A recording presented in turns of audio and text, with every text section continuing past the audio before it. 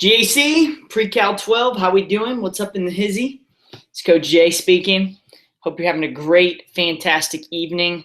All 0 followers of you. All the 1 people from Sweden that were supposed to show up, I guess they'll show up soon.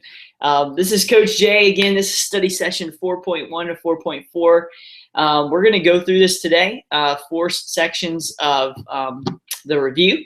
So if you have questions, you could text me. And that really probably would be the best way. I haven't figured out how you can message yet. I know that, actually, I'm trying to see here. Can y'all see me?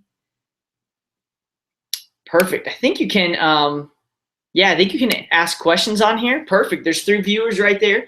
I think there's a way where you can ask questions on the side. If not, text me 770-757-2240. Text me the question, text me the picture, whatever needs to happen there, or you could put it on the side as follows as well. Awesome. Well, let's get started. We're going to get going on our problems here. And as you're thinking about what ones to text me, as you're thinking about, man, what, I know Coach Jay went through this one. What one do I need to go through? Please feel free to do that. And if for some reason I mess up for some reason, please make sure you text me too so that we can figure that out as well. All right, we're going to get it all set up here and we're going to rock and roll. We're going to just hop all over the place. We'll go till 45. So if you have questions, throw them out and we will go from there. I'm going to start with number 1 since this one right here is kind of the one that we're on. One of the things I wanted to mention to you that I mentioned in class is the relationship with 11 pi over 3 and like something like negative 2 pi over 3. Now, you could figure out where this is as far on the unit circle. You know that in a negative situation, right, we can go backwards. We kind of go backwards to negative 2 pi over 3, right, to the terminal side. However, what makes it easier is when we take negative 2 pi over 3, okay? And I apologize, the board I left at school, so I'm doing this all by hand. So it might take a little bit, but I'll talk through it. All right, so here's negative 2 pi over 3. The easy thing that we can do here is add 2 pi. Now, the reason why 2 pi is good is because when I add it, I'm able to get something coterminal to this right here. Now, since I know we're not trying to find coterminal angle, but what happens is when I do add it, we can get a common denominator, put a 3 on the bottom, and we can also put a 3 on the top there, okay? So we're good there. We'll put a 6 there because we multiplied by 3. So when I get negative 2 pi over 3 plus 6 pi over 3, I could then translate that to 4 pi over 3, okay? Perfect. So you might say, Coach, why does that help me? Why is the 4 pi over 3, why is that so significant? Well, remember now with 4 pi over 3, I can kind of and I'll use a different color. I know that that's kind of on the unit circle. It's something that I know a little bit easier than negative 2 pi over 3. And I know that this spot, what I did at negative 2 pi over 3 and 4 pi over 3 will land at the same terminal spot. Remember, the terminal spot is the ending spot. Since it shares the same terminal side, we call those coterminal. You know that. I just want to make sure that we address it moving forward, all right? So now looking at this spot over here, we go to 4 pi over 3 or negative 2 pi over 3. Again, whatever floats your boat. I'm just trying to help you out to show those are the same. Cotangent would end up being at 4 pi over 3, it would be negative 1/2, and it should be negative square root of 3 over 2. Okay, so again, negative square root of 3 over 2. We got it there. Awesome. Now, the next thing we've got to do is we've got to find cotangent. Now, this is something you have to know. Sine is with y, cosine's with x, and then tangent is y over x. So if you know tangent's y over x, then the cotangent would be the reciprocal of that, which would then be x right here over y here. So what we can do now is say negative 1/2, got it there, all over negative square root of 3 over 2. And so we can find the reciprocal of this by flipping it to the top, right? By multiplying by 2, get a little bigger, 2 over negative square root of 3. I apologize for the messiness. But the 2's would cancel out, leaving me with negative 1 over square root of 3. Now, again, why does that make it easier? Because, well, now I can make it multiply top and bottom by square root of 3. And now I've got negative square root of 3 over 3. Okay. Now, again, that's just something to throw your way. I want to make sure I kind of just address that there. But again, that's something to do as well. Now, over here, the same thing holds true, except this time I probably subtract 2 pi to make it coterminal, right? So if I did that, its common denominator would be minus 6 pi over 3, which would be 5 pi over 3, which would be like if I was doing this, I have 5 pi over 3. And I think we did this one in class with both classes here. But 5 pi over 3 would be about right in that location. And then this at 5 pi over 3, it would actually be the same one as 1/2 square root of 3 over 2, except this time the 1/2 would be positive and the square root of 3 over 2 would still be negative. Now, since the sign corresponds with y, we know that the y would end up being at 5 pi over 3 or 11 pi over 3. It would still be negative square root of 3 over 2. Okay? Fantastic. I'm looking right here. I don't see any questions on the side. I do see a lot of viewers out there. Again, welcome, one and all. Welcome, one and all.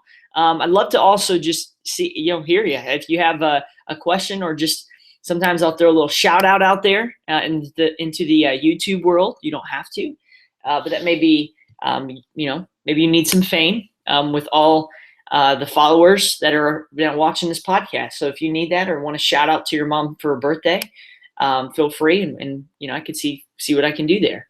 All right, so the next one we got is kind of 2, 3, and 4. We're just working our way down. We kind of already covered the coterminal angle thing when we add and subtract 2 pi. One thing that I would mention is kind of going backwards to, let's say, 11 pi over 3. If I took 11 pi over 3 and I found like a coterminal angle to that, right? You already know that I would add or subtract, right, 2 pi. But if I'm looking for a positive and negative, I might just try to subtract 2 pi at first. And when I do, I will put a 3 on the bottom, and apologize for that. And we're going to put a 3 on top, which will turn this into 6. So when I subtract this, we'll end up having 5 pi over 3. Okay, that's perfect. That is a coterminal angle. That's my positive one. And if I did it again, though, to get a negative one, I would get negative pi over 3, right? Because you might say, Coach, how'd you do that? Again, I'm just following the same pattern. If I subtract by 6 pi over 3, I could continue to do that. Whether it's adding or subtracting, I could go over and over again to find myself a coterminal angle. And so that's, again, what we're looking at in number 4 in that spot. I think 3 you're good on. 3 is just going to that spot, 7 pi over 6, and finding the xy within the unit circle. Again, 7 pi over 6 would end up being negative square root of 3 over 2, comma, negative 1/2. Should be at that spot. All right? Awesome. All right, little shout out to Stewie out there, Jacob Stewart. Gotcha. Little shout out there. We'll holla at you. Number 3, well, that was the one I kind of just did. I'll spend a little more time on that. Remember that in this case, if I were to ask you, what is the xy in the unit circle? It's really that simple. We start at 0 in standard position. It kind of comes straight over here. Now, a lot of you should know that that's in quadrant 3, right? It's quadrant 3, which is in 1. We got 2 over here, and we got 3 over here. We got 4 over here, okay? I'll put the 2 this way. So we got 2 here and then 3 there. So we know where it's at, right? We've got that in that location. We're good. Now the question becomes, what is the xy point at 7 pi over 6? Well, again, we'll go to 7 pi over 6. And we notice at this spot, it's negative square root of 3 over 2 and comma negative 1/2. It doesn't ask for like tangent, cosine, sine, any of that. All it asks for is the point. So we actually have the point right here. That's the point, negative square root of 3 over 2, comma negative 1/2. So we're good. If it asks for the sine of 7 pi over 6, we put the y. If it asks for the cosine, we put the x. Tangent y over x. Secant is related with cosine, so 1 over cosine. And cosecant would be 1 over sine. So again, just to kind of give you a heads up, there's things that we can do from that to going forward, all right? Fantastic. I think y'all are getting the hang of this now. Put some stuff out there. Thanks, Jacob. First question on the YouTube Hangout there, all right? Oh, yes, unit circle. Okay, so you know the formula sheet is on campus. It's down below. You could find that kind of towards the top there. You know that on that formula sheet, there's a couple things on there. There's a lot of the identities there that you'll need. There's also a unit circle completely filled out. Now, the reason why we do that is because I'm going to give you a unit circle that you will fill out one of the 4 quadrants. I really don't know which one it will be. I'll roll a dice. You'll pick, we'll pick one and kind of go from there. So just kind of give it a heads up there. That's kind of what we're doing with that unit circle.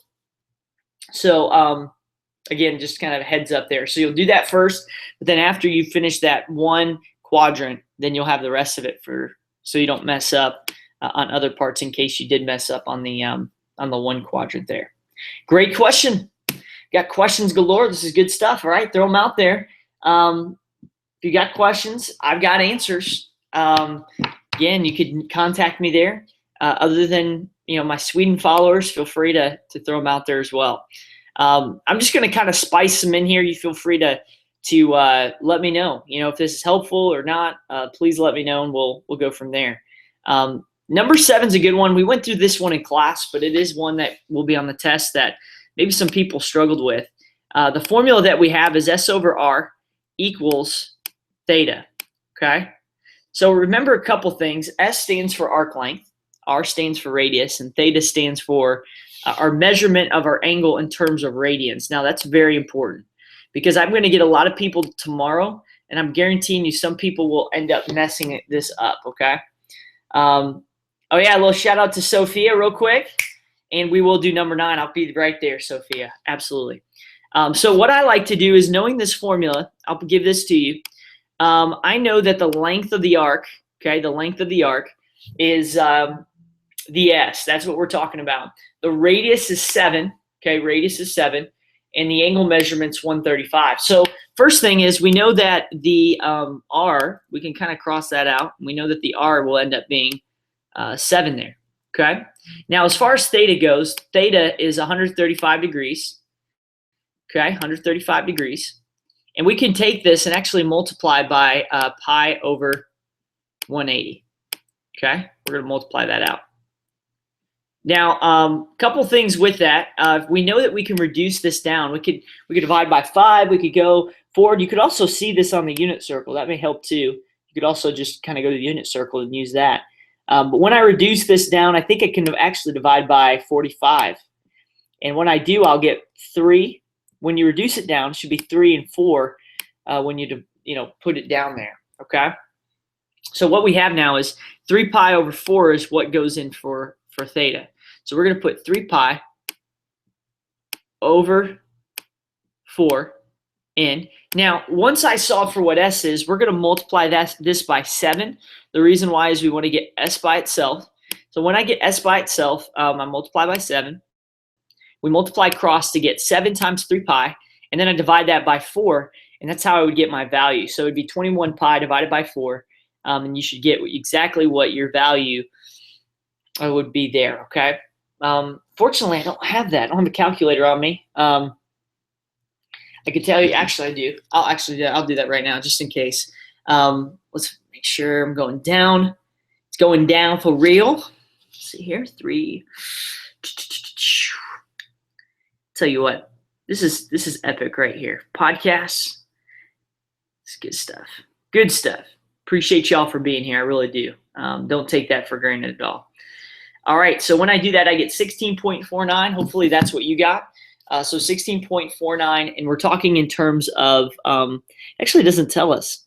The radius is 7. It could be 7 feet, 7 centimeters, whatever it may be. It would end up being 16.49 units long there, okay? Fantastic. Sophia wanted me to come back, and let's do number 9. Let's go number 9. I'm going to come over yonder. Perfect. All right, so number 9 is we're just determining in which quadrant the terminal side of this angle lies. Now, one thing is for sure is that some of these might not be on the unit circle, and that's okay. That's just where we kind of think through, okay, approximately what quadrant would this be in? I'm not looking for a perfect picture. When we put in standard position, we're just looking for something that, it's an estimate. So for instance, negative 5 pi over 6, we know that 5 pi over 6 would actually be in this location if it was positive, Okay, it'd be over here in quadrant 2. But the problem is because it's negative, we no longer go in the positive direction, which would be that way, right? Now we've got to go in the negative direction, which is backwards. Okay. Now let me pause and just tell you, I could also add 2 pi here. That might be easier for you. So if I added 2 pi to find a coterminal angle, that would be the same thing as what I'm doing right here. But if I think about it, I might not have to do that. If I know that this is pi, and if I go backwards, negative 5 pi over 6, what would be in quadrant 2, I know that if I went backwards, it would end up actually falling just shy of a full pi, because it's just, again, 5/6 of a pi, but we're in the negative. Again, this is negative direction, okay? So when I draw this, I could kind of put my initial and terminal side. We call that standard position, okay? Initial being at 0, standard or terminal being at the end here in the quadrant 3. And so we know that this first one would be in quadrant 3 there. Now the second one is one that, as I look at it, how many times does 4 go into 11? Well, it goes in 2 times and some, right? 2 times and some. And I think, let me make sure, I think I did. I did one, did I do one like this? Yeah, here's one right here. So 11 pi over 3, right? So I took 11 pi over 3, and we're just kind of using this one down here. You see it? I added 2 pi, or actually subtracted, I'm sorry. Subtracted 2 pi, got a common denominator, put 3 on bottom, 3, and multiplied the top by 3 right here to get 6 pi over 3. So when I subtracted, I got 5 pi over 3 right here. Now, pause for a second. This helps me because if I know what a coterminal angle is, and that's, in this case, it's 3, I'm sorry. Oh, this is different. I apologize. My bad. This is 11 pi over 3. This one's 11 pi over 4. My bad. My fault. Sorry about that. So let's do this. Let's do this one on the side. So I've got 11 pi over 4. I'm subtracting 2 pi. Now, it will follow the same pattern. It'll follow the same pattern. So like if I put, to get this to where I can add and subtract, I'm going to put a 4 on the bottom. What I do to the bottom, I'm going to give some love to the top by getting this as an 8. So when I subtract 11 pi over 4 minus 8 pi over 4, I get positive 3 pi over 4. Okay. Now again, if I were to kind of draw this out and you kind of visualize it, it comes just short. It's like 3/4 of a pi. So from here to here, that's pi. Therefore, 3/4 of that would be about right in that location. You can also use the unit circle. If you're, sometimes you can use it to help you a little bit. I can't assume that all of them are going to be that way, but that might be of help to you going forward. Okay. Last but not least, we have the 2.25. We know that from 0 to over yonder, that is pi. And you also remember that this is also 3.14, right? Remember 3.14 radians? We talked over that. So that's 3.14 radians to this side, okay, which is really good there, okay? So because of that, 2.25 comes short of that, but if I were to half 3.14, that'd be like 1.57. Is that right? 1.57, I think. Yes. So 1.57 is halfway between 1.57 radians or pi over 2, right? So we know that it's got to fall somewhere between 1.57 and 3.14. So we're just going to say that it falls in quadrant 2. So again, we put 2 down for that quadrant there. Great question, Sophia. Nicely done. I like that one. All right. Hopefully this is being of help to you. I know I'm going quick through these, so we can, if need be, we can come back to it as well. Also, I'm going to address number 7 real quick, and then I think I got someone else on that. Oh, yeah. I'll give you the formula on number 7. I did that number 7. I'll give you that formula on there. Okay. All right. Little shout out to Bo out here. He's joining us. Congratulations, Bo. Hope you're having a good night tonight, watching a lot of Sports Center there. We'll check it out. Number 6. Yeah, I like number 6. Number 6 is a good one. I'll tell you this, that the tangent squared minus 1, I don't like that problem. I think I did one like that in a class today. The ones that you're going to really look to are these 3 here, okay? These 3. So what I'd like to do, I think I did this one in class. So let's do the other 2 to the right here, and we'll kind of go through those. We'll go through those together. All right, go through this together. So first one, secant. Well, we know that in this case, secant and tangent and cosine we try to simplify. So one thing we can do is change everything to sine and cosine. So with secant, we could do like 1 over cosine here. Okay, we're gonna do 1 over cosine. Perfect. And with tangent, we can do sine over cosine. Kind of, again, just simplify, help us to be able to, I say, speak the same language. And that's really what we're doing, is we're trying to get everything in common so we can see how they relate to each other. And that's really what's key. And then we obviously have cosine here as well. Okay. Now, once I do this, what I'm going to do is I know that I'm trying to see, is there something that I have that I could end up just kind of simplifying, just kind of cancel things out. Well, as I do that, I kind of see that this cosine and this cosine goes away, giving me sine over cosine. Well, we already found out that sine over cosine is tangent, right? So what I would do, this is what I would do. I would write out sine. This is awesome, by the way. This is what happens when you forget your board at home or at school, but that's okay. It's all good. Hopefully you can read it. But that's why in this case it would equal tangent, because now we've got sine over cosine that's left. And then again, we could just simplify it to tangent. Okay, perfect. Great question there. Let's go to the next one. This one kind of similar. Again, I'm not trying to trick you. A lot of these without the unrelated. Again, these number 8, we're matching one side to the other, right? We've done that. But with this one, we're trying to get to, we're just trying to simplify. So for instance, tangent squared plus 1, I remember that tangent squared plus 1 is equal to secant, right? So we know that this is secant squared on top, because, and again, it only happens when I have a squared, right? It was just tangent, we couldn't do it. But because it's squared by my Pythagorean identity, the top will end up equaling secant squared, okay? SEC, right there, secant squared, worst conference in football, all right? So we've got 1 plus cotangent squared, and we know in that case we can simplify that one to cosecant squared. Okay, so we've got cosecant squared right there. All right, perfect. Now in this case, again, we want to speak the same language. So in this case, let's put this in terms of sine and cosine. So with secant squared, we'll put 1 over cosine squared. Okay, so that's what we're doing there. You probably already know what we do on the bottom, right? So cosine squared, I'm sorry, of x. And the bottom would end up being 1 over sine squared.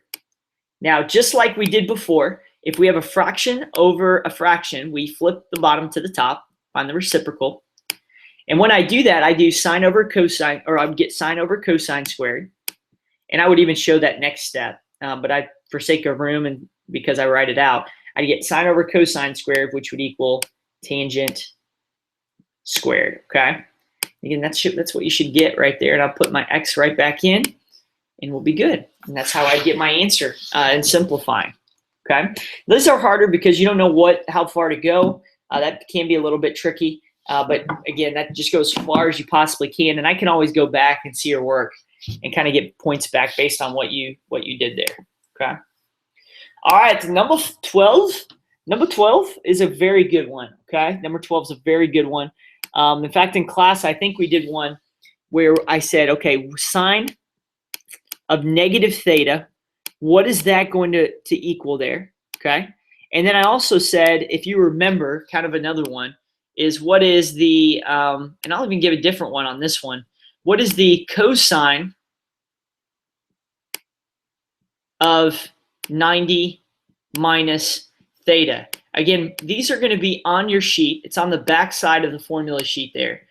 And what I would do is the first thing, before I even see the problem, once I figure out what I'm trying to solve for, and again, I added this one just so you know. So this one just kind of heads up. But once I see what formulas I'm trying to find, write out what they're equal to. That's huge. If you can figure out what they're equal to, that's going to be big time in allowing you to kind of figure out where to progress from here. So sine of negative theta would equal negative sine of theta, okay? So we know that. We're going to put that down. For a cosine of 90 minus theta, that equals sine of theta. Again, these are from your formula sheet. You don't have to memorize these. The only thing you really need to memorize are the, remember the sine, cosine, and tangent SOHCAHTOA, right? The ratio of SOHCAHTOA. Also remember that this is y on the unit circle. This is x. And again, this is just a pause, by the way. And tangent's y over x. And also remember that cotangent's reciprocal of tangent, which is x over y. Secant is the reciprocal of cosine, it's 1 over x. And cosecant is the reciprocal of y, of sine, which is 1 over y. All right, so just a heads up there going forward. Also, I have no problems that are on the docket, so if you want to text in, that's fine. After I finish this, I'll go right straight to it. So now on this one, the big thing, though, is that we don't know what sine is. We only know what cosine is, and that's 15 over 17. Now, since it doesn't tell me what quadrant it's supposed to be in, that's okay. We can just kind of draw a triangle, assuming that everything will be positive there, with theta in a corner somewhere, and then with our 90-degree angle set up like so. Now, because our cosine has a ratio, and again, we're not talking unit circles, so we're not saying this is all of the x. What we're saying here is that this is the adjacent over the hypotenuse. So since the adjacent is 15, right here, and the hypotenuse is 17, okay? And again, how do I remember that? Remember, if this is the angle, if angle was up here, adjacent would be down here. And again, it doesn't matter how you set it up. As long as you know that 15 is my adjacent, you're gonna be fine. So what we're trying to do is find what x is, or my opposite, by doing 17 squared equals, now kind of, let's see, 17 squared equals 15 squared plus x squared. And again, what we're trying to do is find x squared. And when I do that, I believe I get 8. Again, you could check me on that, but I believe Pythagorean theorem we were really good on in class today. I didn't really have any questions on that. So we're just going to say 8 is our opposite side there. So now coming to it, what we have now is we're now focused just on sine, because that's really what we're solving for. We're solving for sine. But the sine is opposite, right? The 8 over hypotenuse, which is 17. So if sine of theta equals, and I'll even write this out, sine of theta equals 8 over 17, what I can do now is I can start plugging in, right? Well, think about this. If I plug in this in for sine of theta, like substitution, for both of these, what I get then is cosine of 90 minus theta equals 8 over 17. And the only difference of sine of negative theta is that negative sine theta would be negative 8 over 17. And again, that's all I'm looking for. Number 12, we set it up just like that, but if I find the formulas and use those formulas, it will take me a long way towards getting that right answer there, okay? That's a great question. It's a good one. Good one, all right?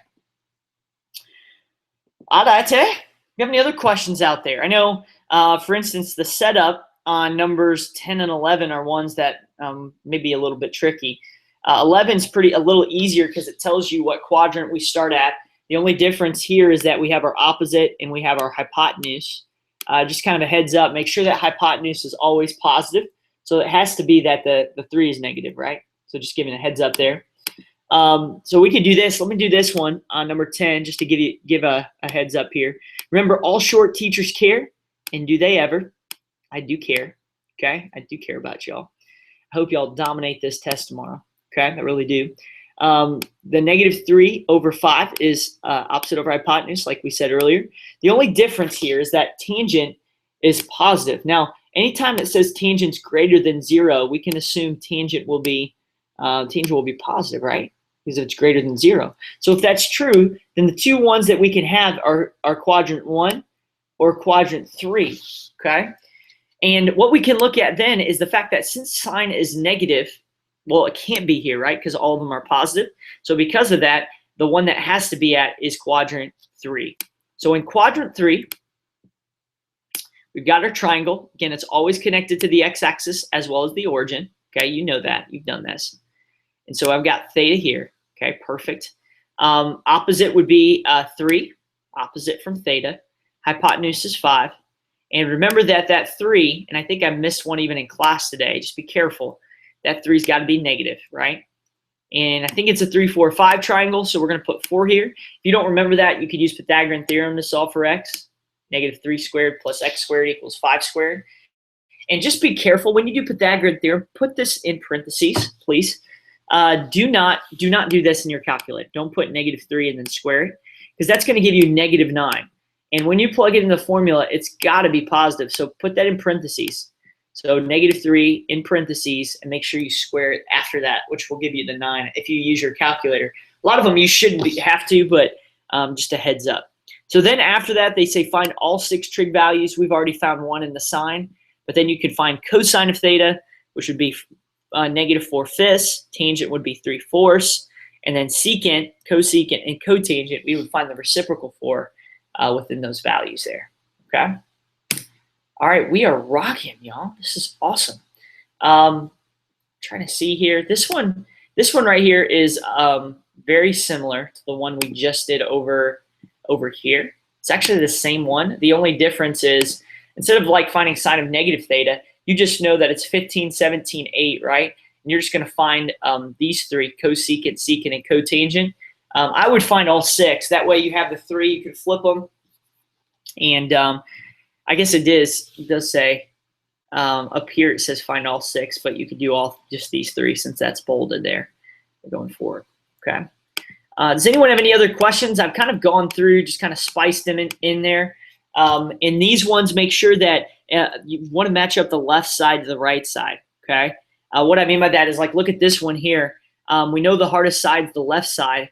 We notice that we could change this to sine, cosine, and all that. But the easier method is if I notice that there's an identity of sine squared plus cosine squared, I know that sine squared plus cosine squared equals 1. So again, I would put down more work than this, just so you know. Okay, I want to make sure I say that, because some people got counted off for not showing work on that. Make sure you show every step so I could tell. So 1 plus tangent squared would be what I would have, because again, that would equal 1, sine squared plus cosine squared. And so 1 plus tangent squared gets me secant squared. And you're exactly right. Okay. Awesome. All right, look at this one down below. What's tangent squared plus 1? All right, here's what I want you to do. Kind of like Dora the Explorer, I want you to do this. I want you to put down tangent squared plus 1. I want you to put down right now what that identity would be. What's tangent squared plus 1? Yell it in your house right now. Yes, you're not too weird for this. What would it be? Yes, it would. It's exactly what we just did, secant squared. Excellent. Okay. So we have secant squared there, and then we also have cosine squared on the left side. Okay, perfect. And secant squared, we could change to terms of cosine, right? So we'd have cosine squared, keep that there. And again, I don't have room here, but you get the idea. Cosine squared and secant squared would be 1 over cosine squared. Okay, we got that there. And when I do that, the cosines would cancel, leaving me equal to 1. And so since that's true, 1 equals 1, which is true, and we're G to G. Good to go. Okay. All right. Awesome. I'm trying to see if the questions are coming through. I don't see questions coming through. I apologize. I'm going to need to look at that. We do have 8 viewers that could tie a record. I'm very proud. I'm about ready to cry about that. So thank you so much for that. I do have one on number 8. The one that did I do that? Did I just do that one? I want to make sure I'm looking on a different database, which is perfect. We can do that right straight through. Perfect. I want to make sure I hit up all these. Awesome. Yeah, I think I just did that one, didn't I? Hopefully, if you put down number 8 and you're good on that one, awesome. If you're not good, send me another message on that, and we'll be good going forward. So just again, let me know on that. We'll be okay. All right. Awesome. 13. Does the reference angle refer to the x-axis only, or the y-axis and x-axis? It's a phenomenal question. I think what we got to do. Let's go over to 13 real quick. The thing you got to remember is 2 questions. Number 1, where's the closest x-axis? I could care less about the y. The y doesn't really help us. We're referring to the x-axis. So that's at pi, and that's over here at 0. Okay, so between those 2 is where we're at. So at 321, again, if you get one with a reference angle that's outside of 360, you may want to add 360. So if I did that, just so your heads up, you could probably see this here, but just in case you can't, If I added 360, I would end up getting, what, 39, right? 39. So at 39 degrees and negative 321, those are coterminal, okay? 39 degrees and negative 321. So at 39 degrees, that would actually fall underneath quadrant 1. Okay, that would be in quadrant 1 at 39 degrees right there. Okay, so since that's quadrant 1, you got it. Okay, the question is where's the closest x-axis? So we're referring right here. This is where we're at. So the closest x-axis, there's only 2 spots. It could either be here or it either could be here. Well, since I know that, and again, this is kind of the dividing line, by the way. It's kind of the dividing line right there. So the closest line would always be, or it's always the closest one. And so we know that it goes back to 0. The second, how far is it away? In this case, it makes it easy because we know it. The answer is 39 degrees. All right, so 39 degrees would end up being what that reference angle is. With 6 pi over 7, it's a little different, but it's the same exact process. 6 pi over 7 is just shy of pi, right? Because 6/7 of a pi. So I've got my initial, I've got my terminal, okay? There's my angle. So because of that, what is the closest x-axis? I think it's the left side, right? So the question is from 6 pi over 7 to pi, what is the distance between 6 pi over 7, which is here, to pi? Well, what we can do is actually subtract. Some of you may be able to do this in your head. So that's where I do 6 pi over 7, subtracted from pi. I want to put a 7 both top and bottom. Perfect, and that's how I get pi over 7. Now, it's hard to, there are rules here, okay? There's rules. Now, I think in Algebra 2 and Algebra 3, I think teachers, and I even taught it this way before, where there's a bunch of rules that if it was here, this is what you do. If it was here, I find that it's very easy if you say, draw it out, standard position. Where's the closest x-axis and how far is it away? If you can figure that out, I'm telling you right now, it will work. So don't always say, oh, I'm subtracting by pi or 2 pi.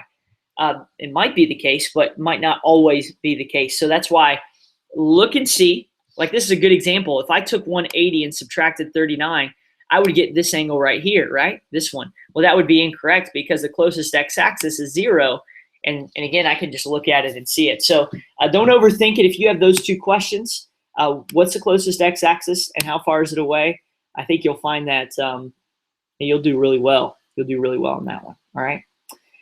All right. As I wrap up, I know I see another question here from Jacob. Appreciate that.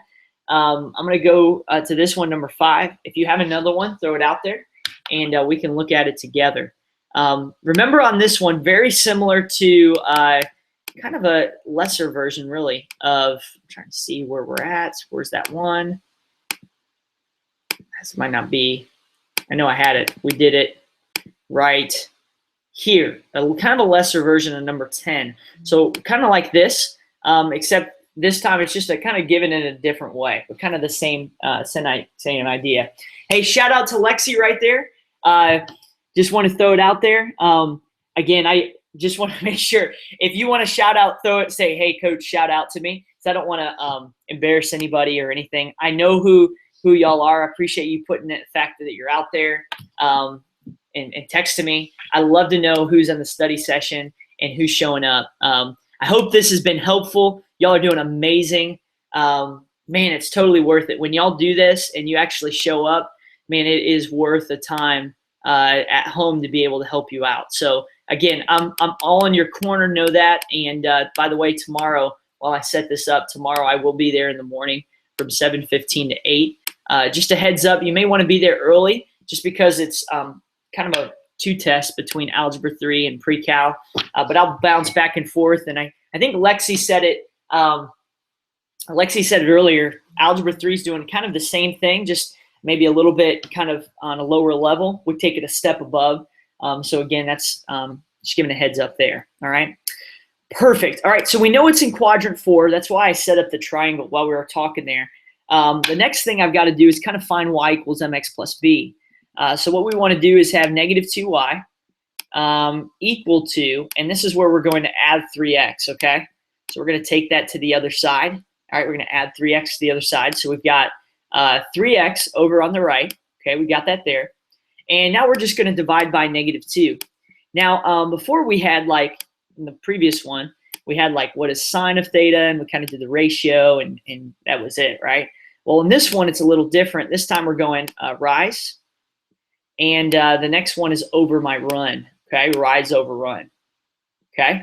So my rise in this case is going to be my 3. Okay, it's my 3, so I'm going to put that over here. And my run is going to be kind of -2, so it's going to run to the right, -2. So I'm going to put that here, okay?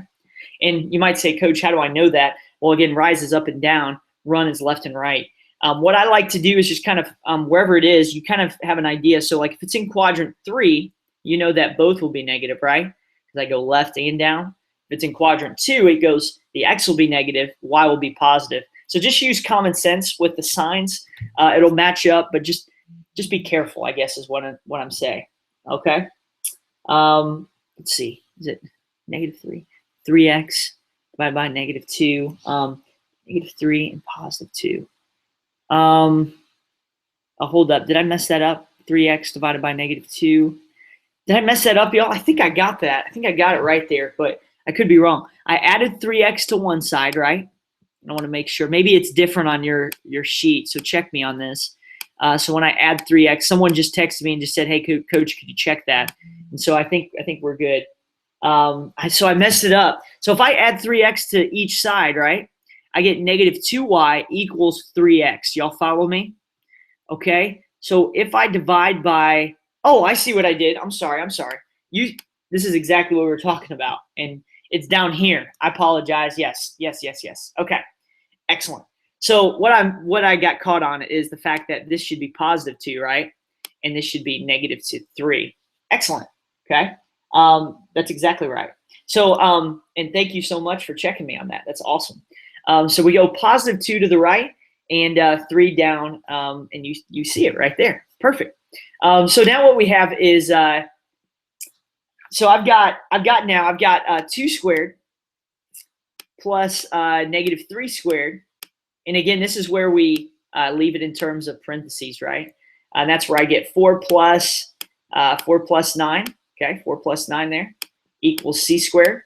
Okay, so we've got that there. That's perfect. So we have 13. We square root it. We get square root of 13. You might say, Coach, well, what does that do to help us? Well, now we've got the entire setup, right? And so because of that, since I've got the entire setup, I can then go from SOHCAHTOA, right? And again, SOHCAHTOA would be sine is opposite over hypotenuse, cosine is adjacent over hypotenuse, tangent's opposite over adjacent. And then I can flip them with secant, cosecant, and cotangent there to find those values there as well. Nate was the one, by the way, that corrected me. So he told me to tell you that he's a genius, and well, he's just flat out better than me. I got to say it because he did correct me there. So I appreciate that, Nate. Appreciate your help there. That was awesome. All right, so I think we're good there. If you need me to go further with that one, I can. So we can go further, but I think we're heading on the right track there. Make sure. Oh yeah, so Lexi, this is a great point. And I think this is one that you really, I want to make sure, let's go over this. So Lexi has a great question. She said, how do I know what kind of identity to look for? Maybe you feel the same way. Maybe you're like, Coach, I don't know what identity to look for. I get confused with them. Like number 6, how do I know what to do with all of these that are here? Here's what I would say. First off, on the back side of your formula sheet, okay? On the back side, you'll notice, I think it's, I'm trying to see. Okay, so yeah, the formula sheet has like these identities, right? And there was one that I did earlier with the 90 minus theta, all that. Those are not going to be included within problems like number 6, okay? Like this, here won't be included. So the best thing I would tell you, best thing, is I would always look for something that is squared. Anything that's like tangent squared plus 1, 1 plus cotangent squared, sine squared plus cosine squared, 1 minus sine squared. Anytime you have something squared, look and see, can I simplify that with a Pythagorean identity? Now you might say, well, Coach, what's a Pythagorean identity? Remember, those are the ones with the sine squared plus cosine squared, 1 plus tangent squared. and all of those. And so let's simplify that like I did down here with this one by putting secant squared on top and cosecant squared on the bottom. Now, anytime that I can get one like this or this one where maybe it doesn't have anything squared, I can't use Pythagorean identities anymore. Can't do the same process. So in this case, the default, like here I could distribute, which is perfect, but the default I would always go to is change the sine and cosine, okay? So like in number 8, this is a great example. I look up here, oh, tangent squared plus 1. I probably could use a Pythagorean identity.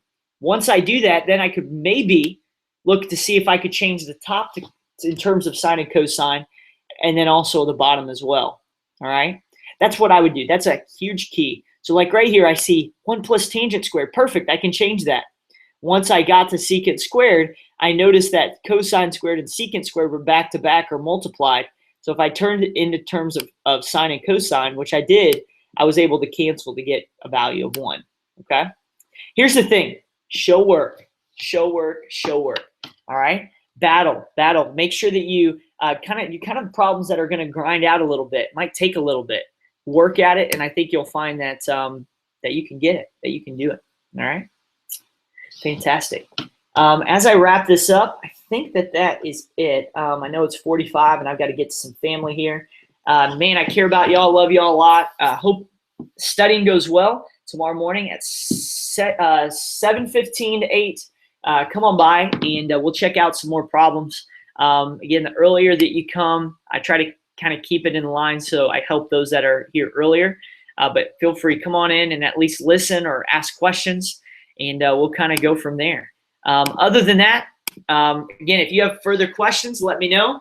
And go blue for all those Buckeye fans out there.